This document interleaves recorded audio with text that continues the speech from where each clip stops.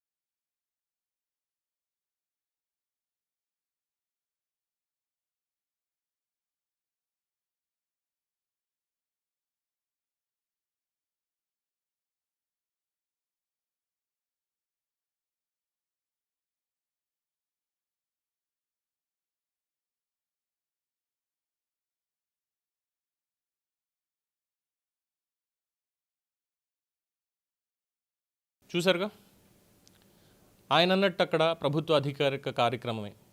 2 విడివిడిగా, ముఖ్యమంత్రి గారికి ఒకటి, ఉప ముఖ్యమంత్రి గారికి ఒకటి విడివిడిగా ఫ్లెక్సీలు వేశారు. కలిపి ఉన్నది కూడా ఒక ఫ్లెక్సీ అనేది ఉంది. At the same time MLA గారికి స్వాగతం అన్నటువంటి ఫ్లెక్సీ కూడా ఒకటి వేశారు. ఎందుకు వచ్చింది ఈ ఫ్లెక్సీలతో గొడవ? పార్టీ కార్యక్రమాలు అన్న దగ్గర తెలుగుదేశం పార్టీ దాంట్లో పవన్ కళ్యాణ్ గారి ఫోటో ఎలాగో వెయ్యరు, జనసేన దాంట్లో చంద్రబాబు నాయుడు గారిది వెయ్యరు. అక్కడ ఏ ఇబ్బంది లేదు, ఎందుకంటే 2 పార్టీలు, 2 అధినేతలు కాబట్టి ఇష్యూ లేదు. కానీ ప్రభుత్వ కార్యక్రమం దగ్గరకు వచ్చేసరికి కూటమి ప్రభుత్వంగా ఉంది, ముఖ్యమంత్రి గారిది ఉంటుంది ప్రోటోకాల్ ప్రకారం, తర్వాత ఉప ముఖ్యమంత్రి గారిది పెడతారు. అది అసలు యాక్చువల్లీ ప్రోటోకాల్లో లేదు, కానీ అక్కడ లోకల్ ఎమ్మెల్యే హోదా కూడా ఆయనకుంది. అండ్ రాష్ట్ర వ్యాప్తంగా కూడా ముఖ్యమంత్రికి ఏవైతే గౌరవాలు ఇస్తున్నారో అదే గౌరవం పవన్ కళ్యాణ్కి కూడా ఇవ్వాలి అనేది క్లియర్గా చెప్పారు. దాని మీద అబ్జెక్షన్లు వెళ్ళి కోర్టుకి వెళ్తే ముట్టికాయలు తినొచ్చారు మిగతా కొంతమంది మూర్ఖులు, అందరికీ తెలిసిందే. మరి వర్మగారికి ఆ మాత్రం తెలియలేదా అని చెప్పి జన సైనికులు అడుగుతున్నారు. దీనికి సంబంధించి ఈ వీడియో పూర్తిగా వైరల్ చేస్తుంది. ఎందుకంటే ఆ రోజు వచ్చినటువంటిది కేవలం ఒక చిన్న పార్ట్ మాత్రమే చూపించి ఇది ఎందుకుంది అది ఎందుకుంది అన్నారు. కానీ ఈ వీడియో దగ్గరికి వచ్చేసరికి అక్కడ ప్రోటోకాల్ ప్రకారమే ముఖ్యమంత్రి గారికి కూడా ఆ వెనకాల స్టేజ్ దగ్గర స్టార్టింగ్ ఫ్రేమ్లోనే మనం వీడియోలో చూసినప్పుడు ముఖ్యమంత్రి గారిది చాలా స్పష్టంగా, పవన్ కళ్యాణ్ గారిది కూడా అక్కడ స్పష్టంగా కనిపిస్తుంది. అది ప్రోటోకాల్ సరిపోయింది అక్కడికి. మరి ఇంకేం కావాలంటే డోర్ ఎంట్రన్స్ దగ్గర కూడా ప్రోటోకాల్, అంటే ప్రతి దాంట్లోనూ ప్రోటోకాల్ అనేది సాధ్యపడుతుందా?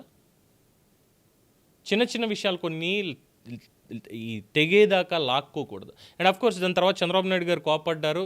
దానికి సంబంధించి ఒక ఛానల్ వాళ్ళతో మాట్లాడుతూ వర్మగారు చెప్పినటువంటి విషయం ఏంటంటే, నా తండ్రి కోపడ్డారు, తప్పే ఉంది, తండ్రి కోపడినంత మాత్రాన మేము అయిపోతామా, ఆయన చెప్పినట్టు నడుచుకుంటాం, ఒక తండ్రిలో ఆయన కోపడ్డారు, ఆయన ఏం చెప్తే అదే చేస్తాం, ఇది ఆయన చెప్పినటువంటిది.